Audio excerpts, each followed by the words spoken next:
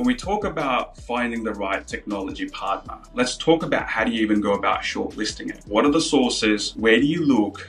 And how do you shortlist them? So what are the criteria? Traditionally, what I found is we all have big networks within the industry. So we ask our friends, hey, I need a particular system. What are you guys using? And then we call that particular vendor and we go through with them. The other sources that are quite common is we go to conferences. So we see a lot of technology vendors at our particular conference events where we see them. Then there is our friends in the VC community that we hear and get a lot of intel from in terms of what's good and what's not. The trouble I find with all of those sources, while they're credible sources, and if we hear the same name over and over from all of our sources, what happens, we end up over-indexing. And what I find is that there are some inherent biases in those sources. So if it's a vendor that a friend told us, obviously we trust our industry peer and friend, but just because that vendor was good for their organization and they're, say, a bank and I'm a bank, it makes sense. But the difference could be that our customer profiles are different or our strategic objectives are different and what we're looking to achieve is slightly different. So we're trying to use the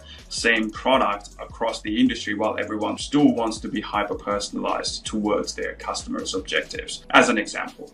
Secondly, when we go to conferences, what we're seeing is not only good companies, but we're also seeing good companies with large marketing budgets. So that's not a bad thing, but what it means is we're potentially missing out on products and technology vendors that are not quite big yet, but have good traction in the market and could be a good ally for us to meet our company objectives. And thirdly, from a VC point of view, when VCs are telling us about different companies, that is very inherently biased because one, they're testing what you think of this company, and if you think highly of this company and product, they will invest in it, or they've invested in this company, so it's in their interest that you purchase that product so they can help drive a better valuation for their investment.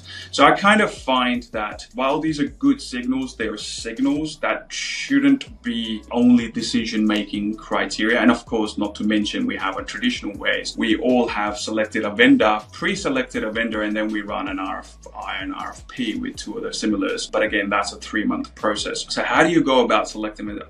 What I found, my practical advice in terms of shortlisting the vendor, still use those channels, but it's the questions you ask friend or an industry peer. The two questions that I always ask is, what was the use case that you were trying to achieve? And someone says loan origination. That's not enough. It's like, loan origination for what? What was wrong with it today? Were you trying to bring the time to onboard down? Were you trying to improve the credit decisioning? So it's actually getting to the next level of detail, because that's how you can then assess how much is that aligned with what you're looking to achieve. Secondly, when going to conferences and everything, I mean, that's still a signal. There's a question I love to ask technology vendors. Who else is in the market that is your competition? And, you know, most people have a very polished answer prepared, but then you ask what's different, and that gives you a next level of intel. The third one, when doing through the VCs, you go, okay, well, you ask the question, have you invested in this company? Are you looking to invest? You ask them what you like about them and what their existing customer base looks like. So asking there's a ton more questions, but just to give you an idea, there's a ton of questions you can ask that gets you more intel into what the product and the capability you're looking at. And if you're interested, we also have the NayaOne marketplace, which basically has over 350 vetted providers and technology vendors in there that have been vetted by the industry, so your peers are already using it.